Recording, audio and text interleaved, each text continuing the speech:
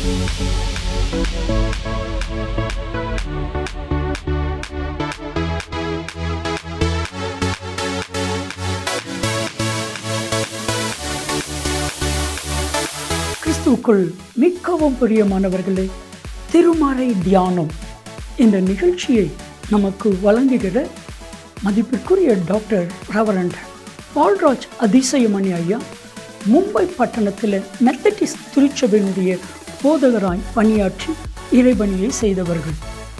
கடந்த 40 ஆண்டுகளாக இந்தியாவிலும் உலகத்தின் பல தேசங்களிலும் ஆண்டவருடைய அருள் வார்த்தையை வல்லமையாய் பிரசங்கித்து வருகிறார்கள். திருச்சபைகள், ஊழியர் நிறுவனங்கள், இன்னும் பல பகுதிகளிலே கர்த்தரால் வல்லமையாய் பயன்படுத்தப்பட்டு வருகிறார்கள். முழு வேதாமத்தை குறித்தான விளக்க உரையும் ஏறத்தாழ 125 புத்தகங்களும் கர்த்தர் அவர்களை கொண்டு எழுத வைத்திருக்கிறார். அவர்களுடைய எளிமையான பிரசங்கம், வல்லமை நிறைந்த கர்த்தருடைய வார்த்தை, ஆழமான கருத்துக்கள், வேதாகமத்தினுடைய ஆழமான விளக்க உரைகள் பலாயிரக்கணக்கான லட்சக்கணக்கான மக்களுக்கு மிகவும் பிரோஜனமாக, ரட்சிப்புக்கு ஏதுவாக கர்த்தர் அன்பு ஐயாவை பயன்படுத்தி வருகிறார். இப்பொழுதும் நமது கிராஸ் டிவியில் திருமறை தியானம் என்கிற நிகழ்ச்சியில் கர்த்தர் அவர்களை பயன்படுத்துகிறார். இந்த நிகழ்ச்சியை மற்றவர்களுக்கு சொல்லுங்க, நீங்களும் பாருங்க. கர்த்தர் அன்பு ஐயாவை வல்லமையாக எடுத்து பயன்படுத்துவார். ஆண்டோடைய பிரசன்னத்தில் மீண்டுமாக உங்களை காணுகையில் அதிக மகிழ்ச்சி அடைகிறேன். இந்நாளிலும் உங்கள் மத்தியில் வந்து உறவு கொள்ளவும், ஆண்டோடைய வசனத்தை பகிர்ந்து கொள்ளவும் தருணம் கொடுத்து ஆண்டவரை துதிப்பதோடு எனக்கு வாய்ப்பளித்த உங்களுக்கு என்னுடைய நன்றியை தெரிவித்துக் கொள்கிறேன். கிறிஸ்தவ போதனைகளிலே ஃபண்டமெண்டல் கிறிஸ்டியன் டாக்ட்ரின்ஸ், அடிப்படை கிறிஸ்தவ கொள்கைகளை குறித்து வரிசையாக நாம் படிக்க ஆரம்பித்திருக்கிறோம். முதலாவதாக திரித்துவம் என்ற தலைப்பிலே செய்திகளை நாம் கண்டு வருகிறோம், கற்று வருகிறோம். முதலாவதாக திரித்துவத்தின் அர்த்தம், பிறகு திரித்துவத்தின் ஆழ்தத்துவம், அதற்கு பிறகு திரித்துவத்தின் அனுபவம் என்று சொல்லி இன்றைய நாளிலே நாம் பார்க்க இருக்கிறோம். திரித்துவ அனுபவம்.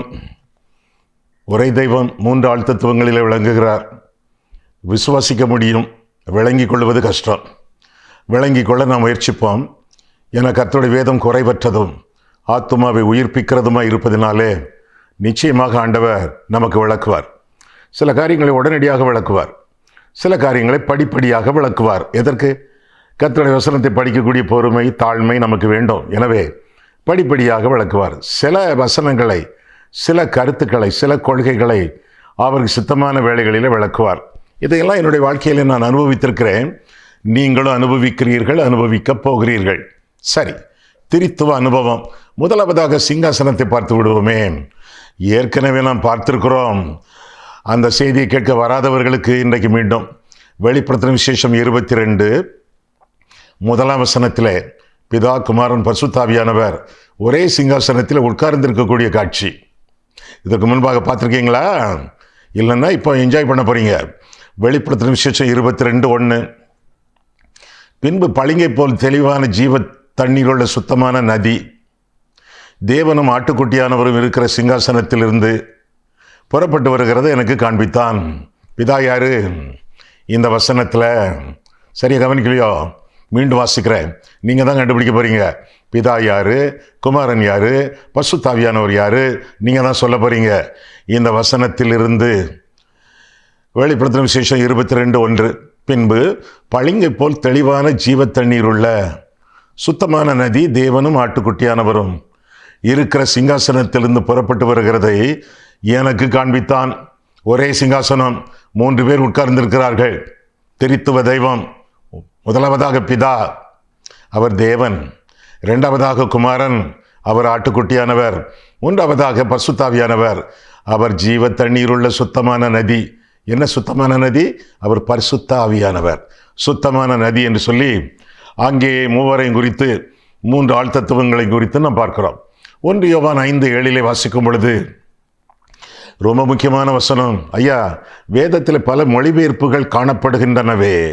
ஆங்கிலத்தில் ஏராளம், தமிழிலே கூட 4-5 வந்து விட்டது. எந்த டிரான்ஸ்லேஷன், எந்த மொழிபெயர்ப்பு சுத்தமான மொழிபெயர்ப்பு ஐயா? அதைத்தான் நான் படிக்க விரும்புகிறேன். அப்படியா? என்னுடைய வாழ்க்கையிலே ஆரம்பத்தில் கிங் ஜேம்ஸ் வெர்ஷன் KJV, ரெண்டாவதாக போக போக நியூ கிங் ஜேம்ஸ் வெர்ஷன், இப்படி படித்து கொண்டிருக்கிறேன். இவையே சிறந்தவை நான் சொல்லவில்லை. நான் படிக்கும் நூல்களை, மொழிபெயர்ப்புகளை நான் உங்களுக்கு பகிர்ந்து கொண்டேன், அவ்வளவுதான். ஒரு வேத புத்தகத்திலே 1 யோவான் 5:7 இல்லை என்றால் வேறு வேதத்தை மாற்றிவிடுங்கள், வேறு மொழிபெயர்ப்புக்கு நீங்கள் செல்லுங்கள். 1 யோவான் 5:7 என்ன? பரலோகத்திலே சாட்சியிடுகிறவர்கள் மூவர், பிதா, வார்த்தை, பரிசுத்தாவி, இம்மூவரும் ஒன்றாக இருக்கிறார்கள் என்று வாசிக்கிறோம். தெள்ள தெளிவான திரித்துவ வசனம். இந்த வசனம் இல்லை, இன்னும் நிறைய முக்கியமான வசனங்கள் அந்த வேதத்தில் இல்லை என்பது பொருள். எனவே இந்த வசனம் வேதத்தில் இருந்தால் அந்த மொழிபெயர்ப்பை வாங்கிக் கொள்ளுங்கள். தமிழிலோ ஆங்கிலத்திலோ நீங்கள் பெற்றுக்கொள்ளுங்கள். சரி, இன்றைய நாளிலே நாம் பார்க்கும் பொழுது திரித்துவ அனுபவத்தை குறித்து பார்க்கிறோம். ஆழ் தத்துவத்தை பார்த்தோம், அர்த்தத்தை குறித்து கற்றோம். இன்றைக்கு அனுபவம். உங்கள் பக்கத்தில் இயேசு இருக்கிறார், ஆமாதானே? பிதா இருக்காரு, பரிசுத்தாவி இருக்காரு. ஐயா, இயேசு இருக்காருன்னா எல்லாரும் தான் இருக்காங்கன்னு அர்த்தம். கரெக்ட், சரியாக சொன்னீங்க. ஆண்டவர் உங்கள் மத்தியிலே இருக்கிறார் என்றால் ஆவியானவர் இருக்கிறார், பிதாவானவர் இருக்கிறார் என்பது பொருள். ஏனென்றால் ஒரே தெய்வம் 3 ஆழ்த்தத்துவங்களிலே விளங்குகிறார் என்று சொல்லி வேதம் கற்றுக் கொடுக்கிறது. என்னென்ன நிலைமைகளிலே திரித்துவம் வேதத்தில் இடம்பெறுகிறது என்பதை இன்றைக்கு பார்க்க போகிறோம். அதற்கு பிறகு திரித்துவ அனுபவத்தை குறித்து நாம் கற்றுக்கொள்ளப் போகிறோம். முதலாவதாக படைப்பு. இந்த உலகத்தை ஆண்டவர் படைத்தாரே, உங்களை ஆண்டவர் சிருஷ்டித்தாரே, அது திரித்துவ அனுபவம். முதலாவதாக பிதாவானவர், காட் செட், தேவன் சொன்னார், அவர் சொல்லுகிறார், அவர் சொல்ல ஆகும், அவர் கட்டளை நிற்குமே. ஆதியாகமம் 1:3 தேவன் பிதா சொல்லுவதை பார்க்கிறோம். இரண்டாவதாக தேவனுடைய வார்த்தை, வார்த்தையினால சகலத்தை ஆண்டவர் உண்டாக்கினார் என்று சொல்லி அதே அதிகாரத்திலே அதே 2 நாம் பார்க்கிறோம். ஆதியிலே வார்த்தை இருந்தது, அந்த வார்த்தை தேவனிடத்தில் இருந்தது, அந்த வார்த்தை தேவனாய் இருந்தது என்று சொல்லி யோவான் 1:1 பார்க்கிறோம். பிதா படைப்பின் நாயகர், குமாரன் படைப்பை உண்டாக்குகிறவர், பரிசுத்தாவியானவர் ஜலத்தின் மேல் அசைவாடி கொண்டிருந்தார் என்று சொல்லி அந்த ஆதியாகமம் 1:2 பார்க்கிறோமே. பிதாவும் குமாரனும் இணைந்து படைத்த காட்சியை ஆதியாகமம் 1 தெள்ள தெளிவாக நாம் பார்க்கிறோம். இன்னும் யோபு 26:12-13 அப்படியாக நாம் காண்கிறோம். ஆக முதலாவதாக படைப்பு, இரண்டாவதாக இயேசுவின் பிறப்பு. முதலாவதாக கிரியேஷன், இரண்டாவதாக இன்கார்னேஷன். ஆண்டவர் இந்த உலகத்தில் பிறந்தது தேவன் பிதா. இவ்வளவாய் உலகத்தில் அன்பு கூர்ந்தார். எப்படி? தன்னுடைய சொந்த குமாரனை தந்தருளி அன்பு கூர்ந்தார் என்று சொல்லி யோவான் 3:16 வாசிக்கிறோம். குமாரன் இந்த உலகத்திலே பிறந்தார் என்று சொல்லியும் வேதம் நமக்கு அறிவிக்கிறது. நமக்கு ஒரு பாலகன் பிறந்தார், நமக்கு ஒரு குமாரன் கொடுக்கப்பட்டார் என்று சொல்லி வேதம் கற்றுக் கொடுக்கிறது. பாலகன் பிறந்தார், குமாரன் பிறக்கலையே. குமாரன் கொடுக்கப்பட்டார்.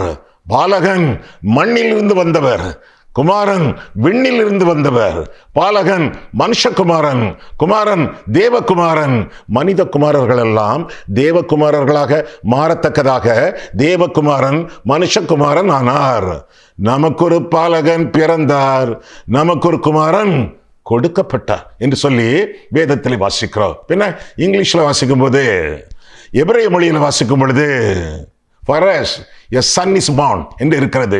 நமக்கு ஒரு பாலகன் பிறந்தார்னா son was born அப்படிலாம் இருக்கணும். son is born என்று சொல்லப்பட்டிருக்கிறது. நமக்கு ஒரு பாலகன் பிறக்கிறார், இன்றைக்கும் பிறக்கிறார். நம்முடைய உள்ளங்கள் முன்னடையாக விளங்க ஆண்டவர் நம்முடைய இருதயத்திலே மலர ஆண்டவர் பிறக்க விரும்புகிறார் என்று சொல்லி வேதத்தில் வாசிக்கிறோம். இயேசு கிறிஸ்துவ இருதயத்தில் இரட்சகராக இருக்கும் பொழுது இந்த முன்னணை ஆண்டவர் வீட்டிற்கக்கூடிய சிங்காசனமாகவே அது மாறிவிடுகிறது.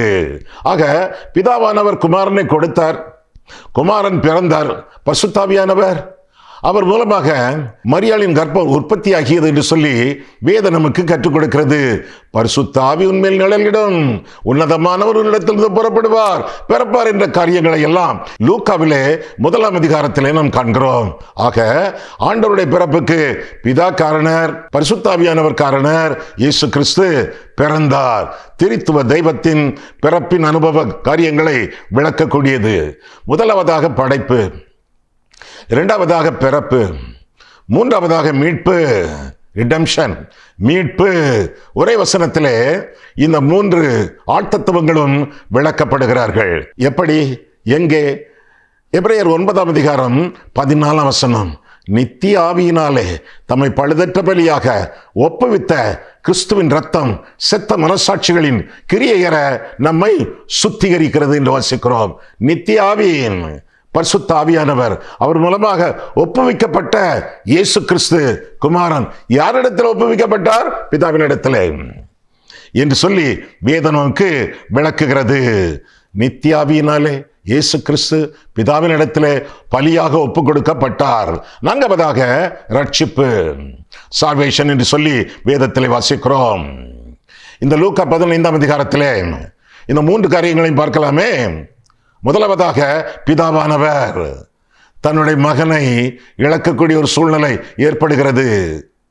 இரண்டாவதாக குமாரன், முதலாவது உவமை அதில் பார்க்கும் பொழுது அவர் காணாமல் போன ஆட்டை தேடி சென்ற கர்த்தர் இயேசு கிறிஸ்து, இழந்து போனதை தேடவும் ரட்சிக்கவும் வந்தேன் என்று சொல்லி ஆண்டவர் திருவளம் பெற்றினாரே, அதுபோல முதலாவதாக பிதாவானவர் தேடுகிறார் குமாரனை, இரண்டாவதாக குமாரன் தேடுகிறார் அந்த குமாரனை, இளைய குமாரனை, மூன்றாவதாக பரிசுத்த ஆவியானவர் அந்த பெண்மணி விளக்கை கொளுத்தி அந்த இழந்து போன காசை தேடுகிறாளே, அந்த பெண்மணி பரிசுத்த ஆவியானவருடைய ஒரு படம். இழந்து போனதை தேடவும் ரட்சிக்கவும் வந்த ஆண்டவரை குறித்து, பிதாவை குறித்து, குமாரனை குறித்து, பரிசுத்த ஆவியானவரை குறித்து லூக்காவின் 15ஆம் அதிகாரங்கள் 3 உவமைகளிலே நமக்கு விளக்குமாறு காணப்படுகின்றன. இன்னும் உறவு, கம்யூனியன். முதலாவதாக படைப்பு, இரண்டாவதாக பிறப்பு, மூன்றாவதாக மீட்பு, நான்காவதாக ரட்சிப்பு, ஐந்தாவதாக உறவு.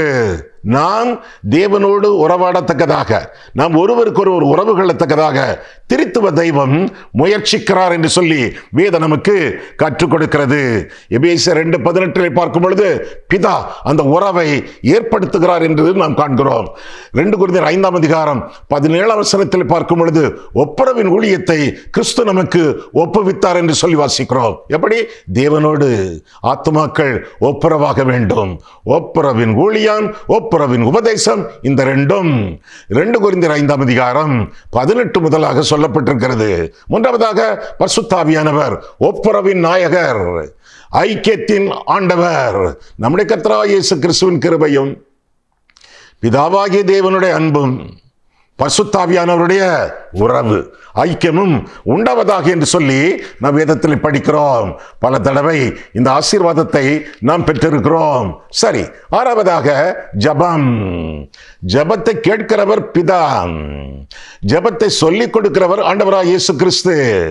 ஜபத்திலே நம்மை வழிநடத்தக்கூடிய ஜப ஆவியானவர், பரிசுத்த ஆவியானவர். அது மட்டுமல்ல, வாக்கு கடங்காத பெருமூச்சுகளோடு நமக்காக விண்ணப்பம் பண்ணுகிறார் என்று சொல்லியும் ரோமர் 8ஆம் அதிகாரம் 26ஆம் வசனத்திலே நாம் தெளிவாக நாம் வாசிக்கிறோம். அதற்கடுத்தாற் போல மகிமை, எல்லா மகிமையும் பிதாவுக்கு, என் மகிமை வேறொருவருக்கும் என் துதியை விக்கிரகங்களுக்கும் கொடேன் என்று சொன்ன கர்த்தர் ஏசாயா 42:8 அப்படியாக நாம் பார்க்கிறோம். நமக்கு மகிமையை கொடுக்கத்தக்கதாக, தம்முடைய மகிமையை கொடுக்கத்தக்கதாக ஆண்டவர் இந்த உலகத்தில் வந்தார் என்று சொல்லி வேதத்தில் வாசிக்கிறோம். அந்த வார்த்தை மாம்சமாகி கிருபையினாலும் சத்தியத்தினாலும் நிறைந்தவராய் நமக்குள்ளே வாசம் பண்ணினார். அவருடைய மகிமையை கண்டோம். யோவான் 1ஆம் அதிகாரம் 14ஆம் வசனத்திலே அப்படியாக நாம் பார்க்கிறோம். அது மட்டுமல்ல, பரிசுத்த ஆவியானவர் மகிமைக்குள்ளே ஒரு நாளிலே பிரவேசிக்கத்தக்கதாக ஒவ்வொரு நாளும் நம்முடைய ஆவியுடனே போராடி ஆண்டவர் தேவராஜ்யத்திற்கு நேராக நம்மை வழிநடத்துகிறார் என்று சொல்லி வேதம் நமக்கு கற்றுக் கொடுக்கிறது. வெளிப்படுத்தும் விசேஷம் 22:17 அந்த காரியங்களை நாம் கற்றுக்கொள்ளலாம். ஆக ஏராளமான காரியங்கள் திருத்துவத்தை குறித்து புலப்படுத்தக்கூடிய உண்மைகள் என்னதெல்லாம் பார்த்தோம். முதலாவதாக படைப்பு. எதுக்கு திரும்ப சொல்றேன்? நீங்க எழுதிக்கிட்டு இருக்கீங்களே, குறிப்புகள் எடுத்துக்கொண்டு இருக்கீங்களே, ஏதாவது விட்டுருப்பீங்களே, அதை மீண்டும் நீங்கள் எடுத்துக்கொள்ளத்தக்கதாக பவுல் சொல்லுவான், எழுதுவது உங்களுக்கு பிரயோஜனமாக இருக்கும். எனவே மீண்டுமாக எழுதியதை எழுதுகிறேன் என்று சொல்லி பிலிப்பியருக்கு எழுதுவதாக வேதத்திலே வாசிக்கிறோம். அதுபோல சொல்லுவது எனக்கு போரடிக்காது, உங்களுக்கு பிரயோஜனமாக இருக்கும்.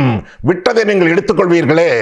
முதலாவதாக படைப்பு, இரண்டாவதாக பிறப்பு, மூன்றாவதாக மீட்பு, நான்காவதாக ரட்சிப்பு, ஐந்தாவதாக உறவு, அதற்கடுத்தாற் போல ஜபம், இன்னும் தொடர்ந்து மகிமை, அதற்கடுத்தாற் போல அழைப்பு. ஆண்டவர் அழைக்கிறாரே, பிதா அழைக்கிறாரே, குமாரன் அழைக்கிறாரே, பரிசுத்தாவியானவரும் அழைக்கிறார் என்று சொல்லி வேதத்தில் என்ன வாசிக்கிறோம். பிதாவின் அழைப்பு ஏசாயா 6:8, யாரை நான் அனுப்புவேன், யார் எனது, யார் நமது. நமதுனா பிதா, குமாரன், பரிசுத்தாவியானவர். திருத்துவ தெய்வத்தின் அழைப்பு, யார் நமது காரியமாய் போவான். இயேசுவானவர் அழைக்கிறாரே, அவருடைய அழைப்பு எப்படிப்பட்டது? 1 பேதுரு 2:9, நீங்களோ உங்கள் அந்தகாரத்திலிருந்து தம்முடைய ஆச்சரியமான ஒளியினிடத்திற்கு வரவழைத்தவருடைய, யாரது? இயேசு கிறிஸ்து புண்ணியங்களை அறிவிக்கும்படி தெரிந்து கொள்ளப்பட்ட சந்ததி, ராஜரிக ஆசாரிய கூட்டம், பரிசுத்த ஜாதி, தேவனுக்கு சொந்தமான ஜனம் என்று சொல்லி வாசிக்கிறோம். பிதா அழைக்கிறார், குமாரன் அழைக்கிறார், பரிசுத்தாவியானவரை ஆண்டவராய் இயேசு கிறிஸ்து வழங்குகிறார் என்று சொல்லி யோவான் 20 கடைசி வசனத்திலே நாம் பார்க்கிறோம். அது மட்டுமல்ல, கேட்கிறதற்கு காதுள்ளவன் கேட்க கடவன் என்று சொல்லி ஆவியானவரும் திருவுளம் பெற்றுகிறார். அழைப்பு திருத்துவ தெய்வத்தின் மூலமாக உண்டானது. யார் நமது காரியமாய் போவான். அதற்கு முன்பாக யாரை நான் அனுப்புவேன், நான் ஒருமை. யார் நமது காரியமாய் போவான், நமது பன்மை. திருத்துவ தெய்வம் அப்படியாக அனுப்புவதாக வேதத்தில் என்ன வாசிக்கிறோம். இன்னும் ஞானஸ்நானம் அதை குறித்து வேதத்தில் பார்க்கும் பொழுது மத்தேயு 28 கடைசி வசனத்திலே நாம் பார்க்கையிலே அங்கே என்ன நடக்கிறது? மத்தேயு 28 கடைசி வசனத்திலே பார்க்கும் பொழுது, கடைசி 2 வசனங்களிலே நாம் பார்க்கும் பொழுது 19, 20, ஆகையால் நீங்கள், அது யாரு? சீஷர்கள். அது யாரு? நீங்கள்.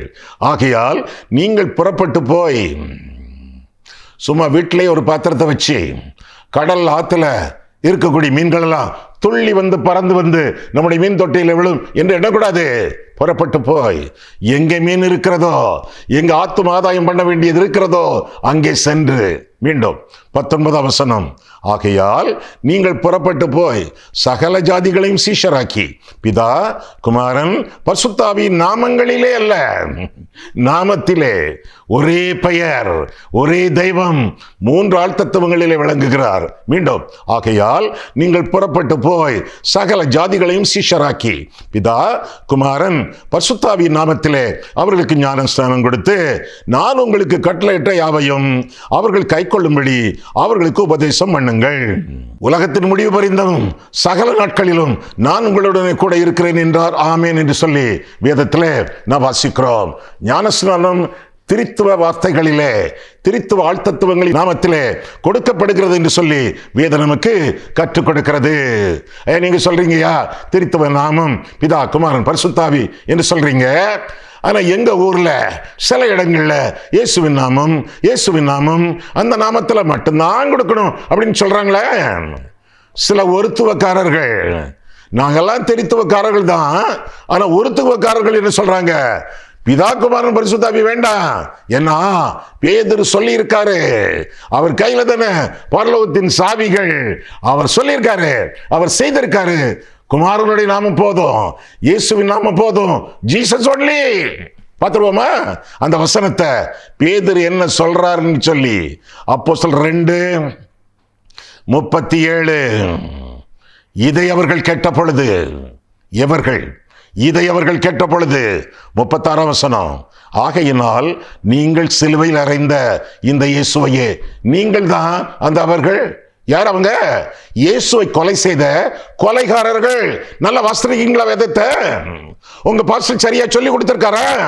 மீண்டும் 36, ஆகையினால் நீங்கள் சிலுவையில் அறைந்த இந்த இயேசுவையே தேவன் ஆண்டவர் கிறிஸ்துவமாக்கினார் என்று இஸ்ரவேல் குடும்பத்தார், இந்தியர்கள் அல்ல, சிங்கப்பூர்காரர்கள் அல்ல, இங்கிலாந்து தேசத்தார் அல்ல, அமெரிக்கர்கள் அல்ல. மீண்டும் அந்த வசனம் 36, எதற்கு மீண்டும் மீண்டும் உங்கள் இருதயத்திலே எழுதப்படுவதை விட பதிக்கப்படுவது, என்கிரேவ் பண்ணப்படுவது நல்லது. மீண்டும் 36, ஆகையினால் நீங்கள்னா கொலைகாரர்கள், சிஎஸ்ஐ காரர்கள் அல்ல, ரோமன் கத்தோலிக்க சபை சேர்ந்தவர்கள் அல்ல, பெந்தகோஸ்தேக்காரர்கள் அல்ல, ஞானஸ்நானம் என்று விடிய கத்திக் கொண்டிருக்கிறவர்கள் அல்ல, கொலைகாரர்களுக்கு கொடுக்கப்பட்ட கட்டளை. யார் சொல்றது? வேதம். மீண்டும் பாருங்க, அப்போஸ்தலர் 2ஆம் அதிகாரம் 36, ஆகையினால் நீங்கள் சிலுவையில் அறைந்த இந்த இயேசுவையே தேவன் ஆண்டவர் கிறிஸ்துவமாக்கினார் என்று இஸ்ரவேல் குடும்பத்தார், யூதர்கள், கிறிஸ்தவர்கள் அல்ல, விசுவாசிகள் அல்ல, இந்தியர்கள் அல்ல, கொலைகாரர்கள், இஸ்ரவேல் குடும்பத்து மக்கள், இஸ்ரவேலர் அல்லது யூதர்கள் அல்லது எபிரேயர், 3 ஒண்ணுதான், யாவரும் நிச்சயமாய் அறிய கடவர்கள் என்றார். இதை அவர்கள் கேட்ட பொழுது, எவர்கள்?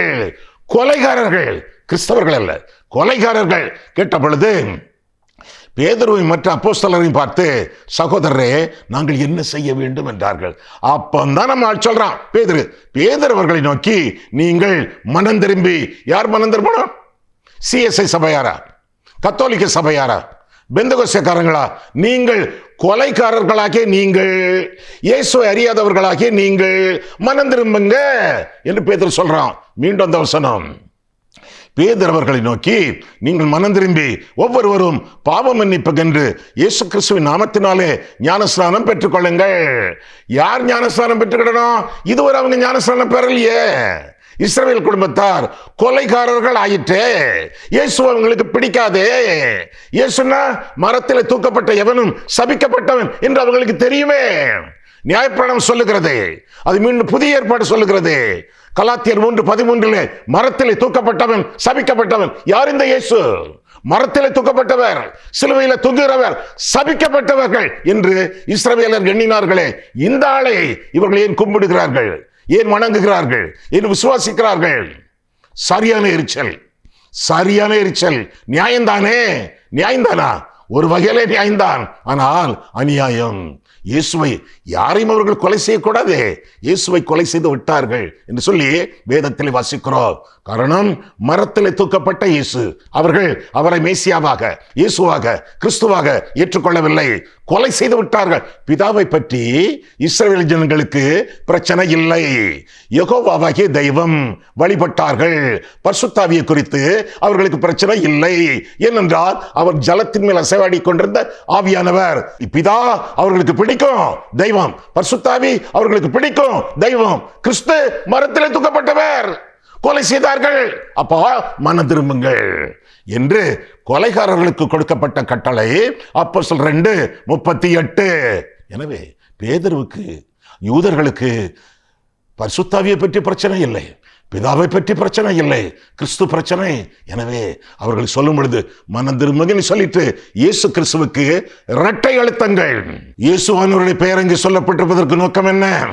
இயேசுவின் நாமத்தினாலே ஞானஸ்நானம் என்று சொல்வதற்கு நோக்கம் என்ன? இயேசுவை கொலை செய்தீர்கள், அவரை விசுவாசியுங்கள், ஏற்றுக்கொள்ளுங்கள் என்று சொல்லி இயேசு கிறிஸ்துவுக்கு இரட்டை அழுத்தங்கள் கொடுக்கத்தக்கதாக இயேசுவின் நாமம் அங்கே கூறப்பட்டிருக்கிறது. புரிந்து கொள்ளுங்கள். ஆமா, காலையில் என்ன சாப்பிட்டீங்க? காலையில் ஐயா, காலையில் 4 இட்லி தின்னோயா? அப்படியா? இட்லி மட்டும்தான் சாப்பிட்டீங்களா? ஆமையா, சத்தியமாயா, 4 இட்லி தின்னோம், அவ்வளவுதான் ஐயா. பொய் சொல்றீங்க. சட்னி சாப்பிட்டீங்க, ஆமாய்யா. சாம்பார் சாப்பிட்டீங்க, ஆமா. அப்போ டக்குன்னு சொல்லிட்டீங்க, இட்லி தான் சாப்பிட்டோம். நீ அதுக்கு என்ன அர்த்தம்? சட்னி, சாம்பார் இதெல்லாம் சேர்த்து தான் சாப்பிட்டீங்க. அது போல இயேசுவின் நாமத்தினாலே ஞானஸ்நானம் பெற்றுக்கொள்ளுங்கள் அப்படின்னு என்ன அர்த்தம்? பிதா, குமாரன், பரிசுத்தாவி, இட்லி, சட்னி, சாம்பார். இது ஒரு சொல் விளக்கு. ஆமா, எது பாதுகாப்பானது? இயேசுவின் நாமம் மட்டுமா அல்லது பிதா, இயேசு, பரிசுத்தாவியானவர் இந்த 3 சேர்ந்தது மிகுந்த பாதுகாப்பா? நீங்க சொல்லுவீங்க, மனசுக்குள்ளேயே சொல்லிக்கிட்டு இருக்கீங்க. ஆமாவா இல்லையா? இயேசுவின் நாமம் அந்த காலத்தில் மறுக்கப்பட்டது, மறுதலிக்கப்பட்டது, மறைக்கப்பட்டது, கொலை செய்யப்பட்டது. எனவே இந்த இயேசு கிறிஸ்துவுக்கு இரட்டை அழுத்தங்கள் கொடுக்கக்கூடிய அளவிலே பேதுரு புத்தி சொல்கிறான். மாறாக திரித்துவத்தை மறுதலிக்கக்கூடியவன் அல்ல பேதுரு. அவனை குறித்து என்ன வாசிக்கிறோம்? 2 நிருபங்கள் எழுதியிருக்கிறானே. முதலாவது நிருபம், 2வது நிருபம். முதலாவது நிருபத்தை நீங்கள் வாசித்து பாருங்களேன். பிதா பெயர் இருக்கும், குமாரன் பெயர் இருக்கும், பரிசுத்தாவியானவர் பெயர் அங்கே இருக்கும். மூவரையும் அவன் அங்கீகரித்து எழுதுவதாக, நிருபங்கள் வரைவதாக நாம் வேதத்திலே வாசிக்கிறோம். ஆக ஞானஸ்நானம், அதற்கடுத்தாற் போல ஆசீர்வாதம். பேராசீர்வாதங்களை பெற்றுக் கொண்டிருக்கிறீர்களே, போதகர்கள் கொடுத்துக் கொண்டிருக்கிறார்களே. நம்முடைய கர்த்தராகிய இயேசு கிறிஸ்துவின் கிருபையும் பிதாவாகிய தேவனுடைய அன்பும் பரிசுத்தாவியானவருடைய அந்யோன்ய ஐக்கியமும் உங்கள் அனைவரும் கூட என்றும் இருப்பதாக. அந்த ஆசீர்வாதத்திலே கூட திரித்துவ தெய்வம் விளங்குவதாக நம் வேதத்திலே தெளிவாக நாம் வாசிக்கிறோம். அது மட்டுமல்ல, இந்த அனுபவம் கிறிஸ்துக்குள்ளான அனுபவம், ரட்சிப்பின் அனுபவம், திரித்துவ அனுபவம். புரிந்து கொள்ளுங்கள். இன்றைக்கு ஒரு பித்தலாட்டமான போதனை என்னவென்றால், உங்கள் சபையிலே கூட பித்தலாட்டமான போதனை என்னவென்றால், முதல்ல நீங்க ரட்சிக்கப்படணும், அதுக்கு பிறகு பரிசுத்தாவியை பெறணும். இதுதானே முட்டாள்தனமான, மூடத்தனமான போதனை, வேதத்திற்கு புறம்பான போதனை. பார்த்துருவோமா? யோவான் 16ஆம் அதிகாரம் எடுங்க. இப்ப நான் சொல்லக்கூடிய சில வசனங்களை அநேக ஊழியக்காரர்கள் சொல்லுவதில்லை. யோவான் 14ஆம் அதிகாரம் பாருங்க. ரட்சிப்பின் அனுபவம், திரித்துவ அனுபவம் என்பதை விளக்கக்கூடிய வசனம். யோவான் 14:16. திரித்துவ தெய்வத்தை அங்கே பார்க்கிறோம். 16ஆம் வசனத்திலே நான் இயேசு குமாரன் பிதாவை வேண்டிக் கொள்வேன். பிதான்னா பிதா. அதற்கு பிறகு அப்பொழுது என்றென்றைக்கும் உங்களுடன் கூட இருக்கும்படிக்கு சத்திய ஆவியாகிய வேறொரு தேற்றரவாளனை அவர் உங்களுக்கு தந்துள்ளார். தேற்றரவாளன் பரிசுத்தாவியானவர். பிதா, குமாரன், பரிசுத்தாவியானவர் மூவரும் இடம்பெறக்கூடிய ஒரு வசனம். 23 பாருங்க. 23 வசனம் அநேக போதகர்களுக்கே தெரியாதே, உங்களுக்கு எப்படி தெரிந்திருக்கும்? 23 வசனம் பாருங்க. இயேசு அவனுக்கு பிரதியுத்தரமாக, ஒருவன் என்னில், சிங்குலர் ஒருமை, ஒருவன் என்னில் அன்பாயிருந்தால் அவன் என் வசனத்தை, என் சிங்குலர் ஒருமை, என் வசனத்தை கை கொள்ளுவான். அவனில் என் பிதா அன்பாயிருக்கிறார். என் பிதா, என் ஒருமை. எப்படி முடியுது பாருங்க, அட்டகாசமாக முடிகிறது. நாங்கள், நான் என் என்று சொன்ன ஆண்டவர் எப்படி முடிக்கிறார்? அவனில் என் பிதா அன்பாயிருப்பார், நாங்கள் அவனிடத்தில் வந்து அவனோடு வாசம் பண்ணுவோம். நான் மட்டும் வருவேன் ஆண்டவர் சொல்லல, நாங்கள். If anyone loves me, he will keep my commandment. We will come unto him and make our abode with him. இயேசுவை ஏற்றுக்கொள்ளும் பொழுது நாங்கள், பிதா, குமாரன், பரிசுத்தாவியானவர் வாசம் பண்ணுவதாக வேதத்திலே நாம் வாசிக்கிறோம். ரட்சிக்கப்பட்ட பின் நாம் பரிசுத்தாவியானவரை பெறவில்லை. பரிசுத்தாவியானவரை பெறும் பொழுதுதான் ரட்சிக்கப்படுகிறோம். 2 கொரிந்தியர் 3:17 கர்த்தருடைய ஆவி எங்கேயோ அங்கே விடுதலை உண்டு. தீத்து 3:5 பரிசுத்தாவியின் புதிதாக்குதலினால் ரட்சிக்கப்பட்டீர்கள். ரட்சிக்கப்பட்ட பிறகு பரிசுத்தாவியானவர் அல்ல, பரிசுத்தாவியானவரை பெறும் பொழுதுதான் ரட்சிப்பு என்று சொல்லி வேதத்திலே வாசிக்கிறோம். குழந்தை பிறக்கிறது, பச்சை குழந்தை, அதை பார்க்கிறோம். உடல் பிறந்திருக்கிறது, உள்ளமும் பிறந்திருக்கிறது, ஆவிக்காக நாங்கள் காத்திருக்கிறோம். அப்படியே சொல்றாங்க. ஒரு குழந்தை பிறக்கும் பொழுது it is a package deal. ஒரு குழந்தை பிறக்கும் பொழுது உடல், உள்ளம், ஆவி இந்த 3ஓடு பிறக்கிறது. அதுபோல மாம்ச பிறப்பிலே ஆவியோடு பிறக்கிறோம், மறுபிறப்பிலே ஆவியானவரோடு பிறக்கிறோம். இதுதான் வேதம். இந்த சத்தியங்களை முறியடிக்க எந்த சாத்தானாலும் முடியாது. ரட்சிப்பின் அனுபவம், திரித்துவ அனுபவம் என்று சொல்லி வேதம் நமக்கு தெளிவாக கற்றுக் கொடுக்கிறது. ஆவியானவருக்காக காத்திருக்க வேண்டாம், ஆவியானவர் நமக்காக காத்திருக்கிறார். அதை குறித்து நீளமாக ஆழமாக நாம் சிந்திக்க கடமைப்பட்டிருக்கிறோம். ஐயா, ஒரு வார்த்தைக்கு மட்டும் விளக்கம் சொல்லிட்டு நீங்க முடிங்க ஐயா. சரி, என்ன வார்த்தை? 16 பாருங்க ஐயா. யோவான் 14:16 நான் பிதாவை வேண்டிக் கொள்வேன், அப்பொழுது என்றென்றைக்கும் உங்களுடன் கூட இருக்கும்படியாக சத்திய ஆவியாகிய வேறொரு தேற்றரவாளனை. ஐயா, இயேசுவை முதல் தேற்றவாளன் எடுத்துக்கலாம். அப்போ ஆவியானவர் வேறொரு தேற்றவாளன் தானே. அப்போ முதல்ல இயேசுவை பெறணும், பிறகு வேறொரு தேற்றவாளன் தானே பரிசுத்த ஆவியானவர். இதுக்கு என்ன விளக்கம்? எவ்வளவு இருக்கு, எவ்வளவு இருக்கு. தமிழில் 2 வார்த்தை இருக்கு, ஒரே அர்த்தம் தான் ரெண்டுக்கும். ஒன்று வேறொரு, இன்னொன்று இன்னொரு. மற்றொரு என்ற வார்த்தைக்கு 2 அர்த்தங்கள். ஒன்று வேறொரு, இன்னொன்று இன்னொரு. ஒரே அர்த்தம் தான், வித்தியாசம் இருக்கு. என்ன வித்தியாசம் தெரியுமா? இப்ப நான் கண்ணாடியை போட்டிருக்கேன், இந்த கண்ணாடி எனக்கு வேறொரு கண்ணாடி வேணும் அப்படின்னு சொல்றேன். எப்படி? இன்னொரு கண்ணாடி வேணும் அப்படின்னு சொல்றேன். அப்போ இதே ஃப்ரேம் இருக்கணும், இதே கண்ணாடி இருக்கணும், இதே நம்பர் இருக்கணும். இதை போட்டாலும் சரி, அதை போட்டாலும் சரி, இன்னொரு கண்ணாடி. அது என்ன கண்ணாடி? இந்த கண்ணாடி. இதை போட்டாலும் சரி, அதை போட்டாலும் சரி, ஒரே தன்மையுள்ள இன்னொரு அப்படின்னு அர்த்தம். இயேசுவை ஏற்றுக்கொள்வதும் பரிசுத்த ஆவியானவரை பெற்றுக்கொள்வதும் 2ம் ஒரே அனுபவம். ஆனா இன்னொரு வார்த்தை இருக்க, மற்றொருங்கிற வார்த்தைக்கு இன்னொரு சரியா போச்சு. இன்னொன்னு வேறொரு ஒண்ணு இருக்க. அது என்ன? வேறொருன்னா சம்பந்தம் இல்லாத ஒரு கண்ணாடி, வித்தியாசமான கலர், வித்தியாசமான அமைப்பு, வித்தியாசமான ஃப்ரேம், வித்தியாசமான நம்பர். இதை போடலாம், இதை போட முடியாது. ஏனென்றால் இது முற்றிலும் மாறுபட்ட வேறொரு தேற்றவாளனை அப்படி சொல்லும்போது, வேதத்துல கிரேக்க மொழியில வேறொரு அப்படின்னா இன்னொரு என்ற அர்த்தம். 2 வார்த்தைகள் கிரேக்க மொழியில. ஒன்னு ஹெட்டராஸ், இன்னொன்னு அல்லாஸ் என்ற வார்த்தை. அல்லாஸ்னா இன்னொரு கண்ணாடி.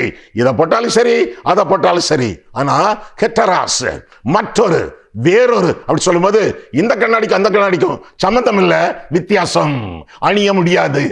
பரிசுத்த ஆவியானவர் வேறொரு தேற்றவாளன். பொருள் என்ன? இயேசுவை போல இன்னொரு ஆழ்த்தத்துவம் உள்ளவர் என்று அர்த்தம்.